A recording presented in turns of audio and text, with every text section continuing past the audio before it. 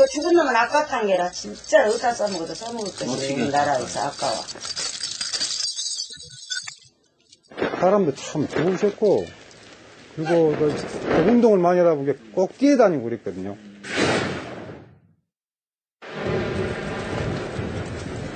스물한 살의 청년 박흥숙. 청년의 또 다른 이름은 무등산 타잔이었다.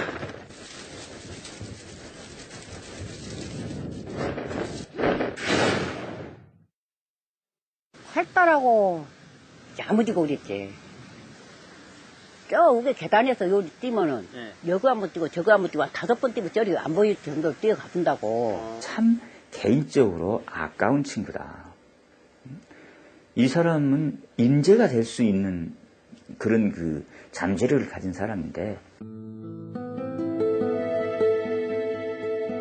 잘 단련된 체력과 절제력, 총명한 머리와 의지력. 자그마한 체구의 박흥숙은 누구든 칭찬에 맞지 않는 촉망받는 청년이었다. 그러나 21살이 되던 봄, 그의 인생은 낭떠러지로 떨어지고 만다. 박흥숙은 4명의 철거 반원을 흉기로 살해한 시대의 흉악범이 되고 만 것이다.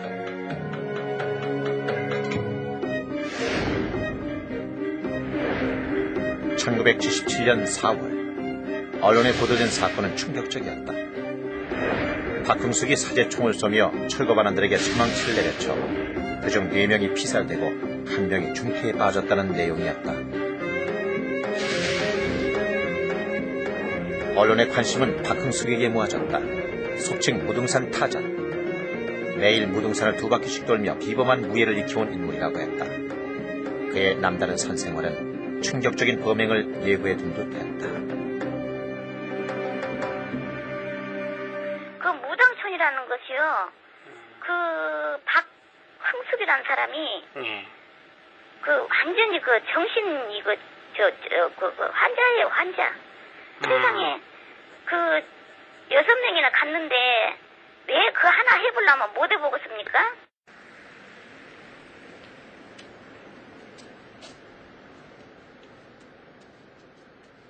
그런데 사건 후 광주에선 뜻밖의 움직임이 일었다.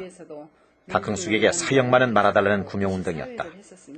하지만 박흥숙 구명운동 앞엔 왜 엽기적인 살인범을 동정하느냐는 비난이 쏟아졌고 서명 용지를 채워가기는 쉽지 않았다.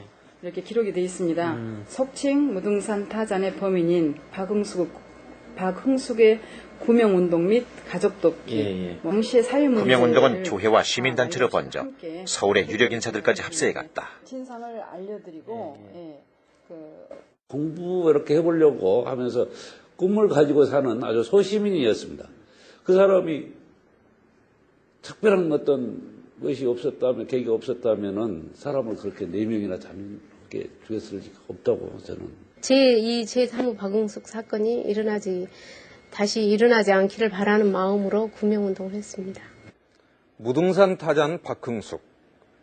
이 낯선 이름에 대한 공식적인 기록은 그가 4명이나 되는 철거 반원을 죽인 살인자라는 것입니다. 그런데 잔인한 살인마라며 분노하는 다른 한편에선 그의 죽음을 안타까워하며 구명운동까지 벌입니다.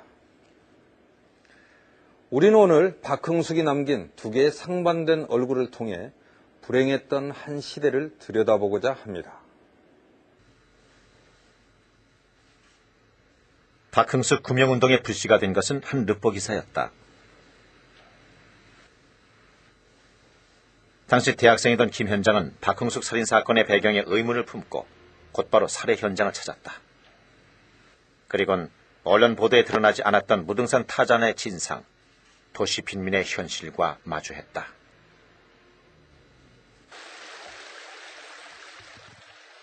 그래서 논 얘기, 논밭.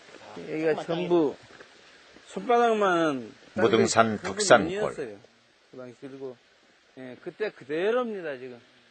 28년 전 무허가 운막집에 살던 박흥숙과 철거 반원들이 부딪혔던 비극적인 현장이다. 여기 어딜 거예요.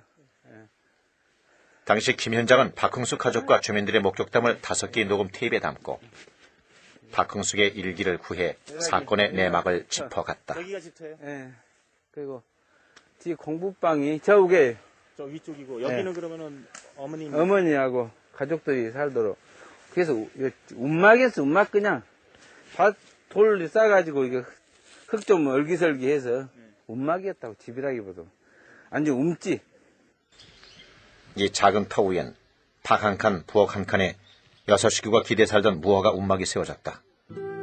그러나 박흥숙네가 4년간 등붙이고 살던 움막터는 사건 직후 폐허나 다름없었다. 철거 뒤에 남은 것은 불길이 닿지 않은 가재도구 몇 가지뿐. 살 곳을 마련하더라도 보탬이 될 거라고는 없었다.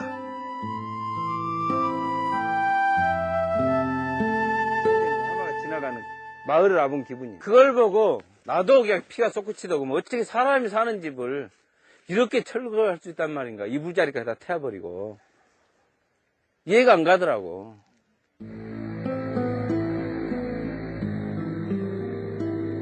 당시 덕산골의 무허가 움막집은 20여 채.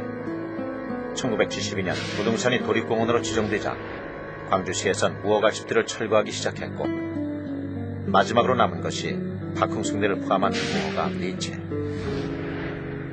그들에겐 이미 철거 계획장이 발부돼 있었지만 살 곳을 마련하지 못한 박흥숙네는 차일 피일 이사 날짜를 미루던 상태였다.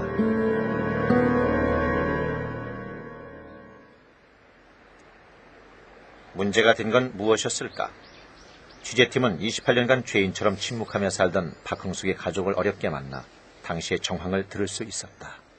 엄마가 화내셔도 오빠는 그러지 말라고. 저 사람들도 돈 받고 하는 일이지 시켜서 하는 일이지 저 사람들이 하는 거 아니라고. 일부러 그러는 거 아니니까 저 사람들한테 뭐라 할 필요가 없다고. 철거 상황에서도 철거 발언의 입장이 되어 가족들을 설득했던 박흥숙. 그의 면면을 가늠해 볼 수 있는 기록은 가난 때문에 남들보다 늦게 졸업해야 했던 그의 마지막 학력, 초등학교 생활 기록부가 전부다. 머리가 뛰어났지만 늘 가정 형편이 어려워 고민했던 박흥숙. 그러나 그는 유난히도 자립하기 위해 노력했던 아이였다. 가정 형편은 곤란했었죠, 그때. 곤란했어도 뭐 그런 티도 안 내고 열심히 공부도 올라가고 모든 게 다 잘 한 편이죠.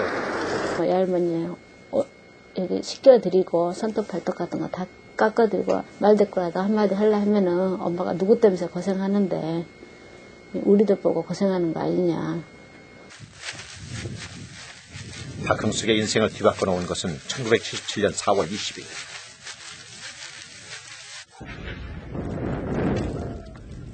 철거 반원들은 며칠만 여유를 달라는 부탁에도 불구하고 박흥숙네 움막에 불을 붙였다.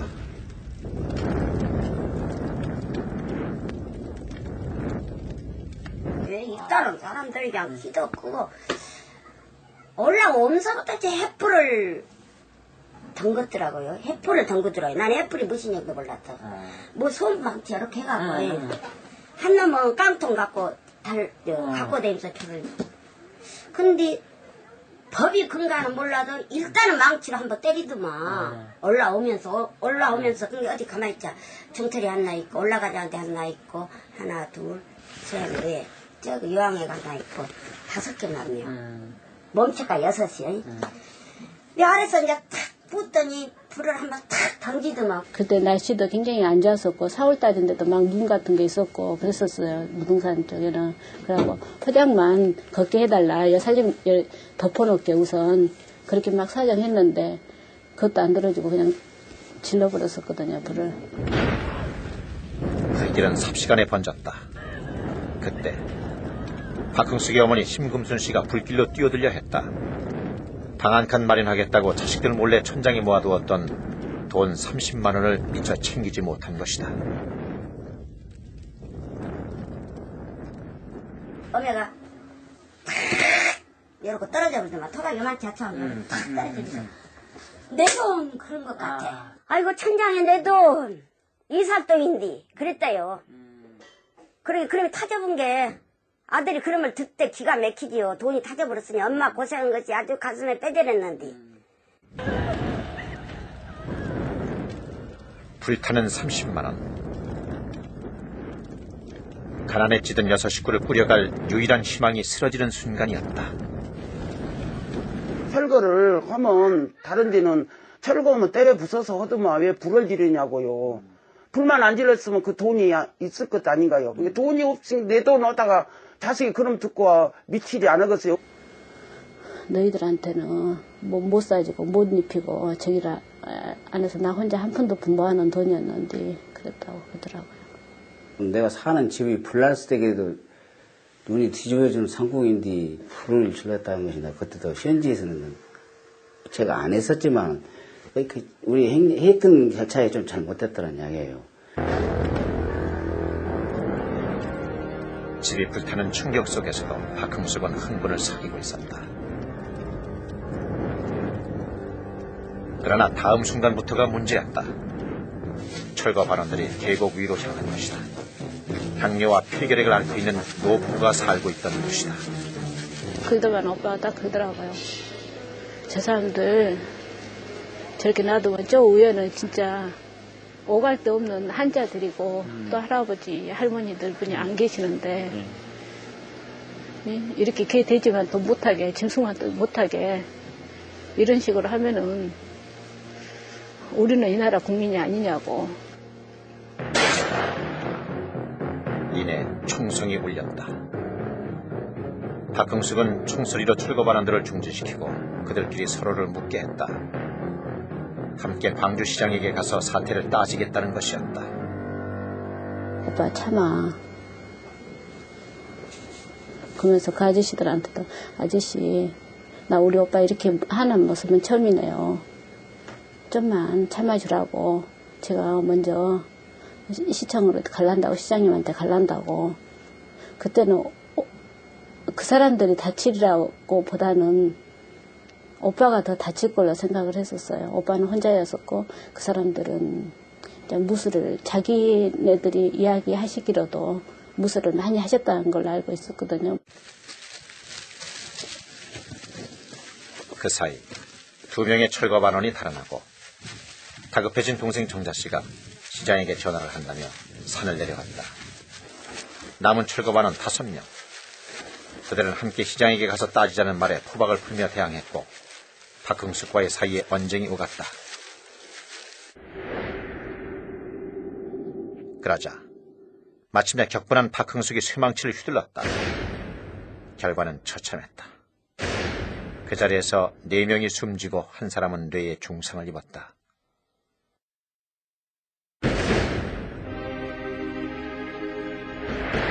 박흥숙은 주민들의 사후 대책을 생각하지 않고 집을 철거한 데 충격을 받았다고 했다.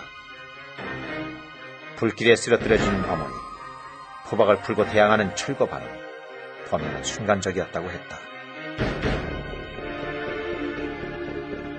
그러나 순간의 범행은 용납될 수 없는 결과를 낳았다.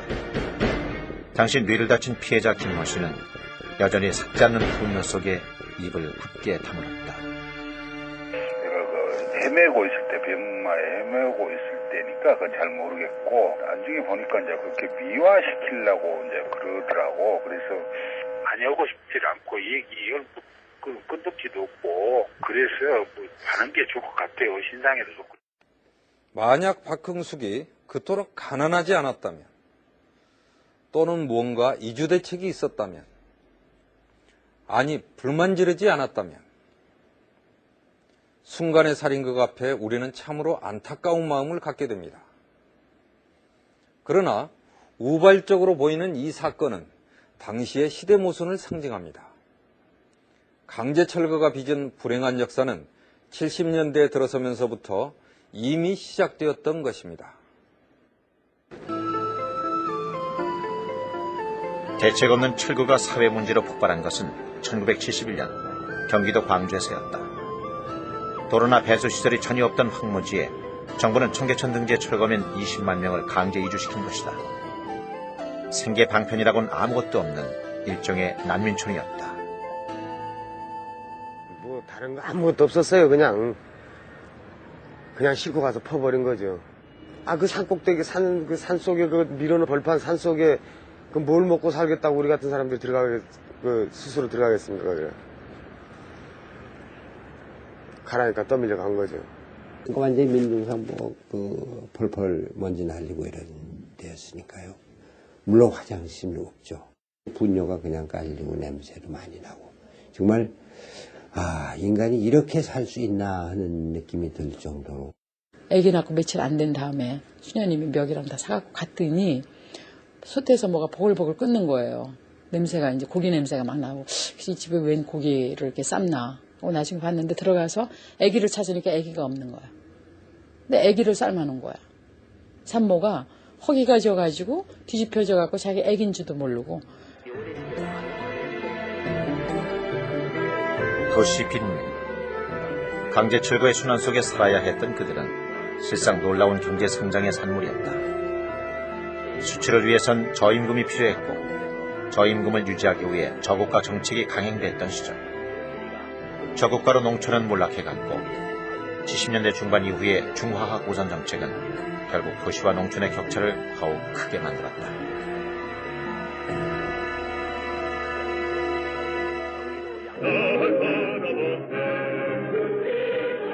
아이러니하게도 새마을운동 또한 농민들의 큰 짐이 됐다. 환경 개선 등 외형적인 성과에도 불구하고 새마을운동 10년간 농가 부채는 21대나 늘었다. 비 때문에 이용을 해버리고 그냥 도시로도 가는 사람도 있었고 그 당시에 불편하니까 또 어디로 그냥 그 아들네 집으로 간다든지 이렇게 해가지고 그냥 그런 수도 있었고 제가 그때 피하려고 뭐를 피한다고요? 그 새마을운동 기간을 피하려고. 도시 빈민 박흥숙. 그것 또한 절대 빈곤에 시달리던 농촌의 아들이었다. 여기가 집터인데 이런 식으로 이렇게 집이 여기 앞쪽이고 이렇게 해서 이렇게 전남 영광군 군산현. 그 집이 박흥숙네는 땅 한 평 갖지 못한 채 허름한 구멍가게를 하고 있었다. 구멍가게를 했는데 그러나 5학년 때 아버지가 돌아가시자 그 또한 여의치 않아 가족은 먹고 살 길을 찾아 뿔뿔이 흩어졌다. 그리고 또 거음빵이라든가 과자라든가 아니면 라면 같은 거 그런 거 그거 팔아봤자 얼마나 되겠어요. 1971년 박흥숙이 15살 되던 해 그 역시 고향을 떠나 광주로 향했다. 중학교에 수석 합격했지만 그는 교과서를 팔아 광주행 여비를 마련해야 했다.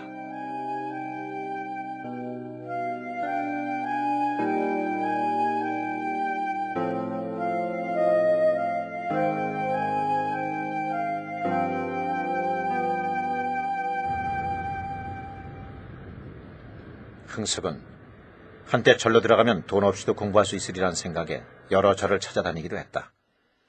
그러나 그는 결국 생계를 위해 철공소 점원이나 열쇠 수리공 등을 전전해야 했다.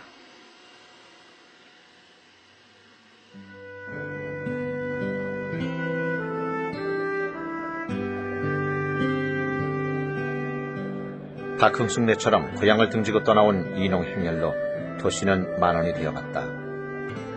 그들로 인해 만들어진 광범위한 도시 빈민층은 도시의 값싼 노동력을 제공하는 커다란 인력시장이었다. 저임금으로 수출을 했단 말이죠. 저임금을 유지하기 위해 농촌 도시에 사람을 뽑아내야 됩니다. 그래야 그 노동력 공급이 되지 않습니까? 그런 의미에서 농촌을 잘 살게 할 이유가 반드시 없었습니다. 소위 박정희 대통령이 내건 그 슬로건이 그 빈곤 퇴치였는데 그 빈곤 퇴치를 경제 개발을 통해서 한다. 그렇지만 이제 공업적으로만 이 구속도를 발전하다 보니까 이 빈민층이 단기간에 양산이 됐다.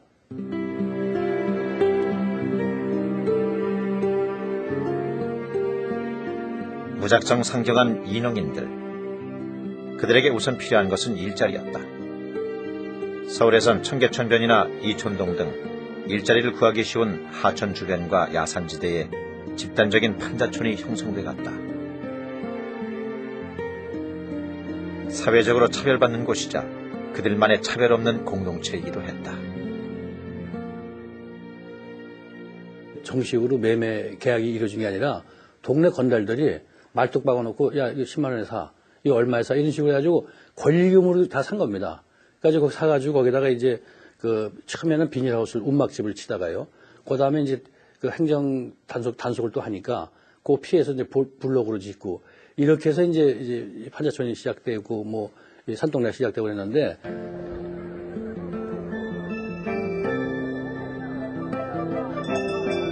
흔히 산 몇 번지라고 주소 붙여진 판자촌들은 삶을 위한 또 하나의 전쟁터였다. 무허가촌 또는 불량주거촌 주민이라는 이유로 그들은 나라의 관심과 보호 밖에 있었다.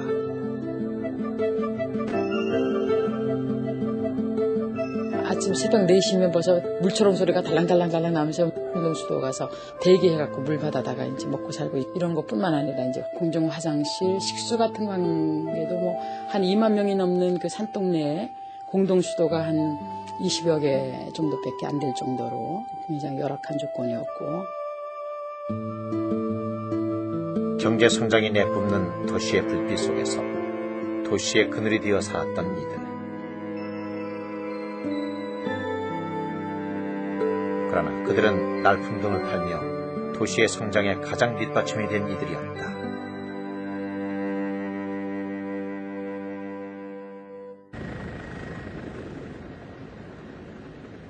(1971년) 박흥숙네 6식구가 자리 잡은 곳은 광주 무등산.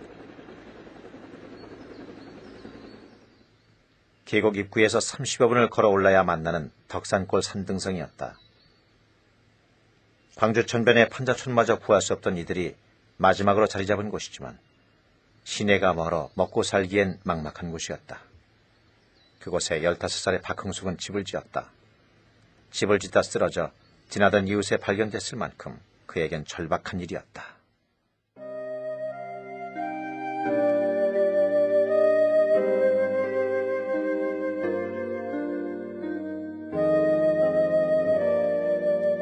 흙으로 해가지고 돌로 해가지고 그냥 그래갖고 지붕은 그 양철 헌놈 막 공무상 같은 데서 사다가 그래갖고 지은 거지.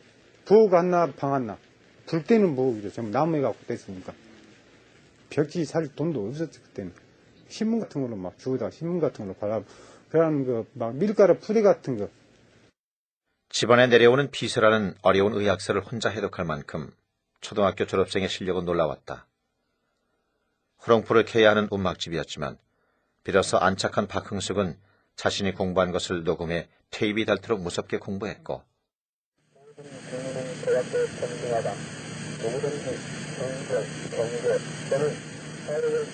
집을 지은 해에 중학교 검정고시 합격, 사법고시 준비에 들어갔다.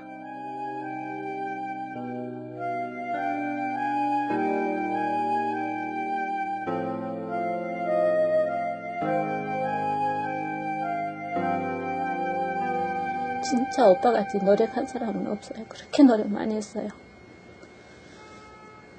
뭐 자기가 시간 없어갖고 공부를 못하면은 단 1분이라도 목에다 이렇게 걸어놓고 뭐 이렇게 뭐 메모지라든가 목고지처럼 해갖고 걸어놓고 그런 식으로 공부할 정도로.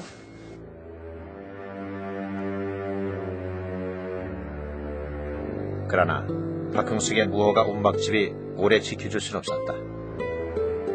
한국 사회는 청계천변의 무허가 판자촌 철거를 시작으로 대대적인 도심부 불량주택 철거에 돌입한 것이다.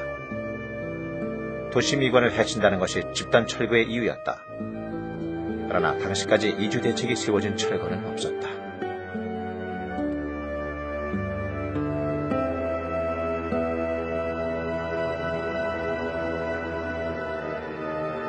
광주 무등산의 변화가 시작된 것은 72년 도립공원으로 지정되면서부터다. 더욱이 케이블카 설치 계획이 세워지면서 케이블카로부터 가시거리에 있던 덕산골의 무허가 움막들은 철거의 일순이 났다. 그러나 그들은 이주 대책 없이는 떠날 수 없다. 광주 도시 빈민 중 가장 막다른 길에 섰던 사람들이었다. 뭐 기본적인 이주 대책이라도 세워줘야 되는데 전혀 없었잖아요. 무작정 때려 부수고 가면 끝나버렸으니까. 잠잘 할 때 움막이라도 치고 살게끔 해줘야지. 집만 때려 부수면 어떻게 산답니까? 정부에서도 보상을 해주려고 생각도 안 하고 서로가 대치된 상태였었죠. 그것이. 그러면은 집을 부숴버리면은 너희들이 어디든지 갈 것이다. 갈 곳이 어디가 있겠습니까? 없지. 2주 대책을 해줬다면 그 사람들이 시 행정에 협조를 했을 겁니다. 우리 그 사람들 갈 데가 없으니까 산 위로 올라간 겁니다. 보이지 않는 곳으로. 올라가서 그나마 이제 거기서 좀 산에 있는 열매라도 따먹고 살고, 산뿌리라도 깨먹고, 칡뿌리라도 깨먹고 살고, 그런 거였죠. 그러다가 이제 가끔 한 번씩 내려와서, 일 있으면 일을 거들러주고, 식량이라도 좀 만들어 가지고 와서 먹고 살고 이제 그랬는데, 그것조차도 못하게 한 거죠. 식모살이를 하던 어린 여동생, 절간에서 끼니를 해결하던 어머니, 친척집에 맡겨진 동생들, 6 식구가 함께 살 집이 절실했던 그들에게 무허가 움막은 집 그 이상의 의미였다.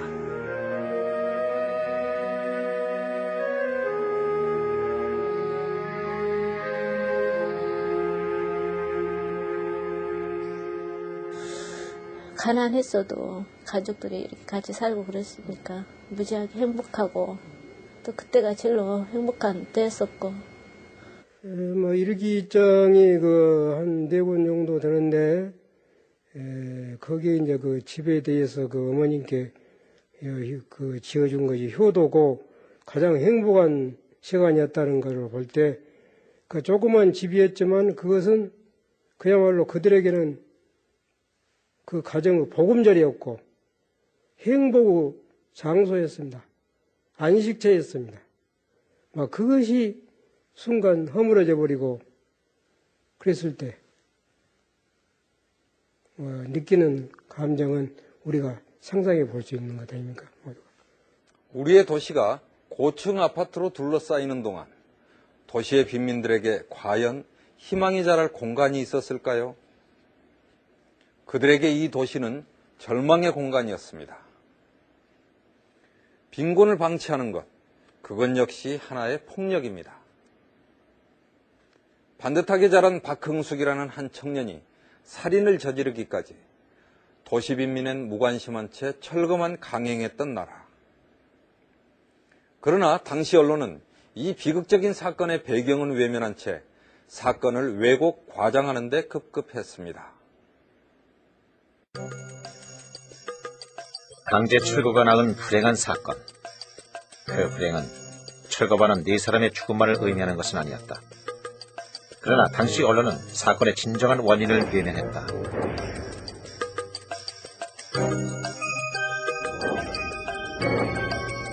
그들은 일제히 이를 단지 뒤틀린 영웅주의에 사로잡힌 잔인한 한 청년의 난동으로 몰아붙였다.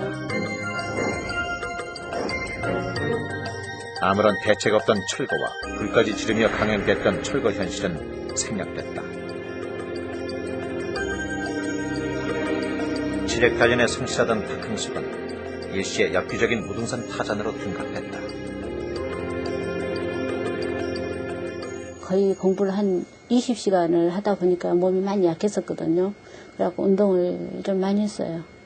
뭐 귀 운동이라든가 또 아무튼 몸 저기 하는데 운동을 많이 했던 것 같아요. 그래갖고 몸이 완전히 그냥 이렇게 허리는 25 정도 되는데 완전히 이렇게 딱 삼각형으로 될 정도로 그렇게. 박흥숙이 집이 철거되면 공부방으로 쓰겠다던 80cm 깊이의 구덩이는 철거 반원들을 생매장하기 위한 치밀한 준비로 보도됐다. 심지어는 잊지도 않은 낫이 흉기로 등장하고 시신을 암매장했다는 기사까지 나왔다. 내려가는데 다시 달라드니까는 안 되겠다 싶어서 여기다 모아갖고 그냥 머리를 때려본 게 그냥 가볼 거 아니에요. 일하고 있는 게 제일 보이는 게 머리가 제일 먼저 맞을 거 아니에요. 사람을 때려본 적 없는 놈이지. 그래서 얘가 바로 그 불행한 자리입니다. 그런데 무슨 방공원이 뭐니? 그러니까 와서 보면 안다니까. 집진이라고 저 흙을 거둔 거예요. 예. 그래가지고 저 스기나무는 그 뒤로 심어진 거예요. 예?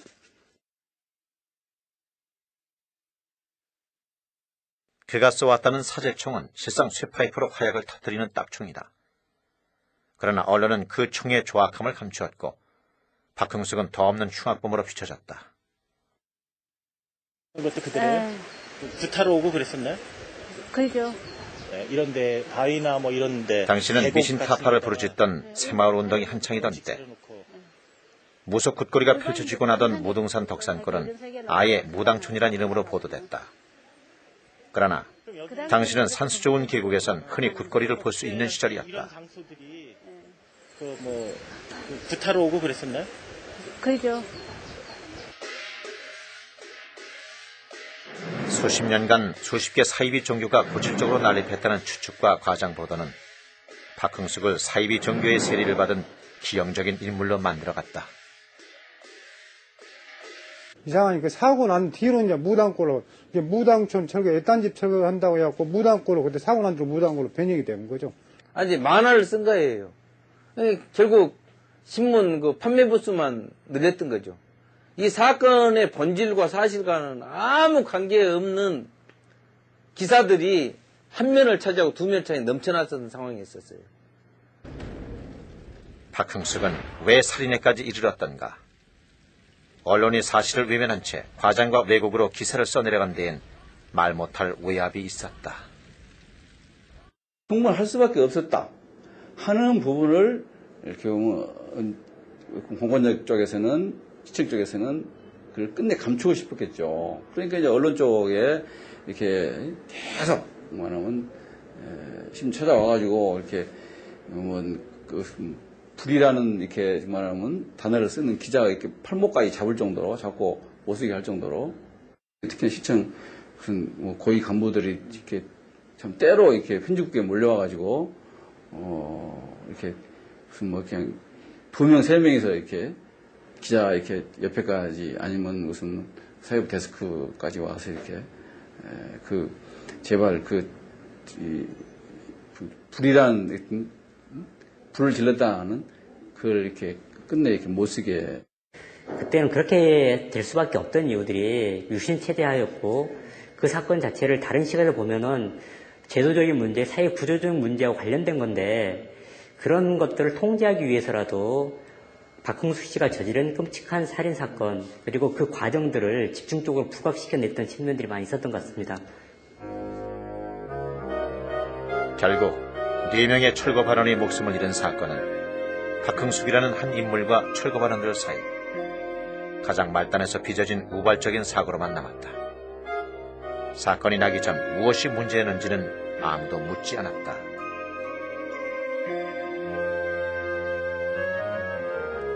그러나 28년이 지난 오늘, 당시 철거 발언이었던 생존자 한 사람이 사건 책임에 대한 단서를 제공했다. 철거만 해야지 소각은 할 필요가 없지 않느냐 이런 생각도 다 하는데, 그 철거를 하고 잔재물을 정리를 해서 소각을 하라는 것까지 다 상부 지시가 있었어요, 그때 당시. 본청에서 이제 이렇게 그런 것을 철거하고 보고를 해라, 소각을 해라, 그런 공문이 지금까지도 있는가는 이미 폐기가 돼서 없을 겁니다만은 그렇게 내려와요. 시찰을 오신다는 것 같아요, 대통령께서. 국립공원이 됐으니까, 그러니까 밑에 사람은 그거를 철거를 해야 되지 않냐, 그래가지고 오다가 떨어진 것 같아요.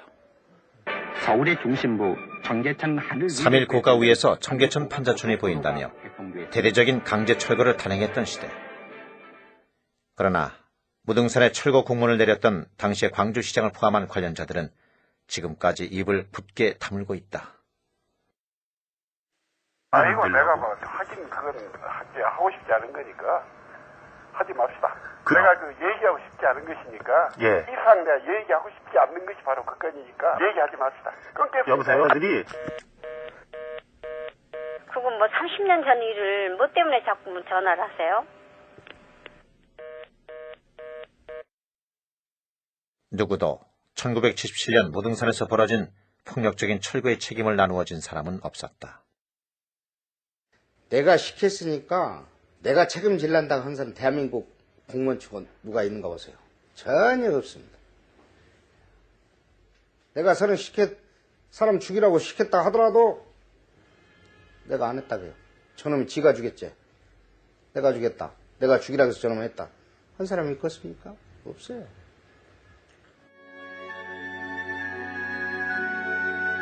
난데없는 사고로 가장을 잃어야 했던 피해자의 유족들. 그들의 분노는 28년이 지나도록 깊이 응어리진 채 또 다른 피해자로 남아있다. 시장한테 같이 가서 따지든가, 응? 다만 부상을 입히든가 죽지만 않게 해놨으면 얼마나 좋았겠냐 그 말이에요. 근데 그렇게까지 또 죽을 필요는 뭐 있냐 그 말이에요. 제가 그때 그 나이가 35살이었어요. 그날부터 지금까지는 평생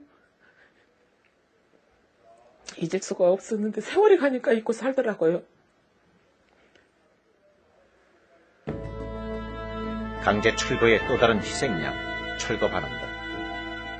그들은 철거 현장에 불을 지르는 등 박흥숙의 격분을 샀지만 그들 또한 상부의 지시대로 움직여야 했던 박봉의 일용직들이었다. 너다 출장 가다 보면 주식 본게 철거하고 다니는 거죠. 철거 망쳐보대구만. 쉽게 말해서 그때 당시는 망쳐보대구만. 이런 식으로 해서 말을 많이 했었죠, 주민들이. 자기 갔으면 자기가 도와줄 정도로 가슴 아픈 집이 너무 많다고 그러면서 나는 여기 오래 못 있겠다고 그러더라고요. 그날 아침에 나가면서 가기 싫어서 거기를 철거를 가기 싫어서 그렇게 아침에 고민을 하고 나가신 것을 내가 보고 지금도 눈에가 삼삼하네요.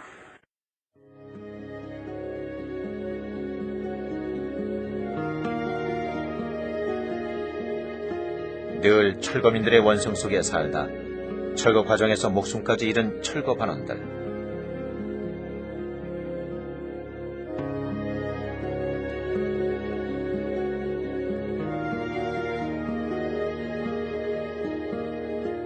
공문과 지시대로 움직여야 했다는 그들의 행동이 과잉 철거로 이어졌다고 해도 그들의 죽음은 엄연한 현실로 남아 박흥숙의 죄를 말하고 있다.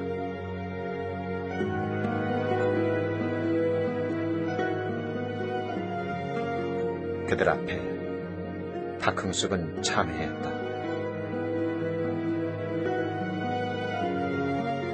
그리고는 자수와 구명운동에도 불구하고 박흥숙은 사형됐다. 수감 생활 3년 동안 박흥숙은 늘 괴로워했다. 스스로 씻기 힘든 중한죄를 질타하는 가혹한 3년이었다. 여러 사람을 이렇게 희생을 시켰으니 마땅히 나는 죽어야 됩니다 하고 자기 자신이 이제 사형을 선고해달라는 식으로 그렇게 진술을 했어요. 그건 진실로 참여한 것이거든요. 항상 죄인이죠, 그분들한테. 그분들 가족들한테나 지금도 마찬가지고.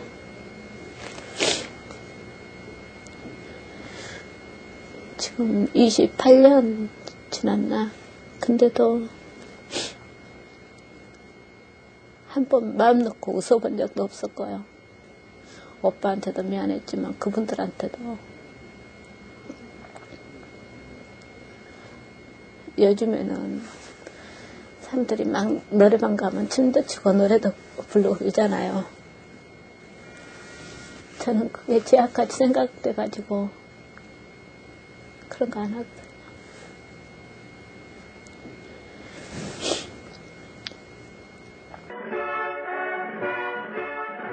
우리 온 국민이 염원하던 100억 달러 수출이 마침내 절대 빈곤에 시달리던 도시 빈민 박흥숙.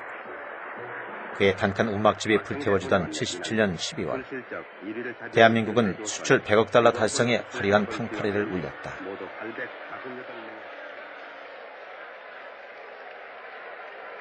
그리고 그해에만도 69만 명이 농촌을 등지고 도시로 떠나왔다. 다시금 또 다른 박흥숙과 또 다른 철거 반원들이 만들어지던 시간이었다.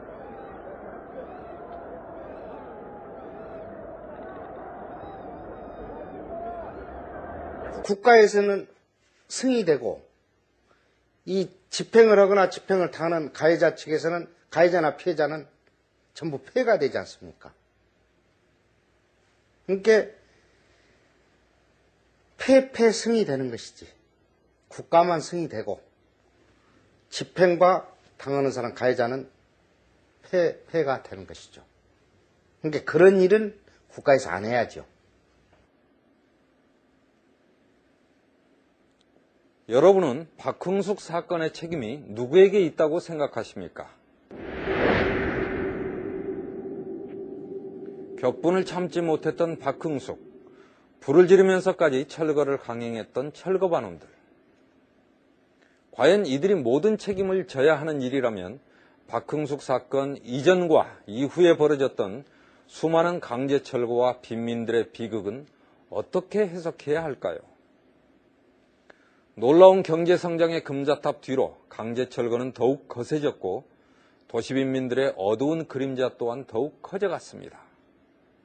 무등산 타자는 우리 역사 속에 도시빈민의 고통과 절망을 상징하는 비극적인 이름으로 남아 있습니다.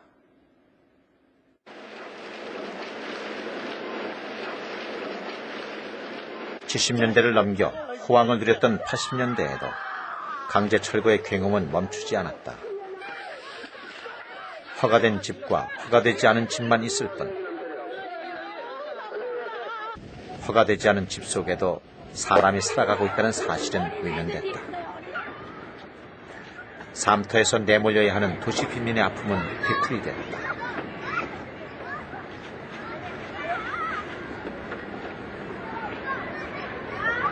보이지 않아야 될 곳에 있는 것은 일단 철거하는 것이 대책이에요.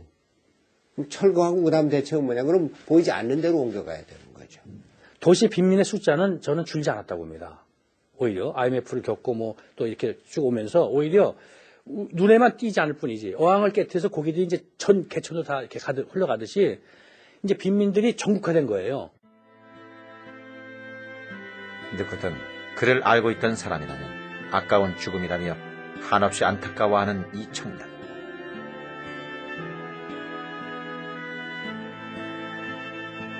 그의 이성을 지켜주지 못한 것은 폭력적인 철거가 아무렇지도 않게 이루어지던 그 시대가 아니었을까. 단순한 엽기적 살인사건이라기보다는 그 당시 처했던 도시 빈민들의 열악한 주거 환경, 또 주거권이라는 것이 보장받지 못하는 그런 사회, 또 가난한 사람들에 대한 어떤 복지 정책이 전혀 없었던 그런 시대에 일어나는 사건이라고 이해를 하는 것이 옳은 해석이 아니겠느냐. 결과를 보면은 사형을 1000번만 번 당해도 당연하겠지만은 이건 개인 감정에서 이루어진 사건이 아니지 않습니까? 동기가 사회적인 절대적인 모순의 한 폭을 박흥숙이가 안고 간 거거든요. 이런 문제가 해결 안 되면은 이런 사건이 터진다라고 경고거든요, 이게. 아무런 이주 대책도 없던 시대. 꿈 많던 도시 빈민 박흥숙은 철거를 앞두고 몇 줄의 상념을 남겼다. 그의 깨달음이 이 시대엔 무의미한 것일까?